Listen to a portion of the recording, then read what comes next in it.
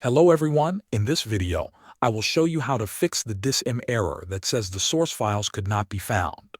To fix this, we will use a Windows installation file as the repair source.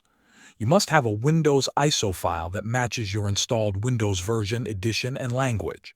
If you do not have one, download it from the official Microsoft website.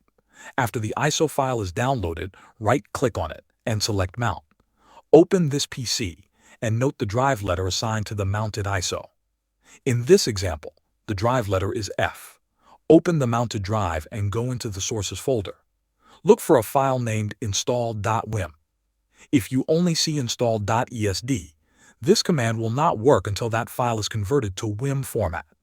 Next, we need to find the correct index number inside the install.wim file. Open command prompt as administrator. Type the following command and press enter. dsm/getwiminfo/wimfile:/f:/sources install.wim. Wait for the list to load. You will see several index numbers, each one linked to a different Windows edition.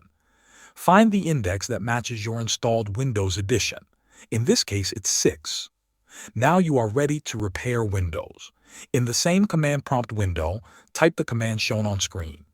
dsm/online/cleanupimage/restorehealth/source:/wim:/f:/sources install.wim:/6/limit access. Make sure to replace X with the correct ISO drive letter. Also, replace 6 with the correct index number if yours is different. Press enter and let the process run. This may take several minutes, so be patient and do not close the window. Once the process is finished, restart your computer to apply the changes. Your problem should now be fixed. Thanks for watching.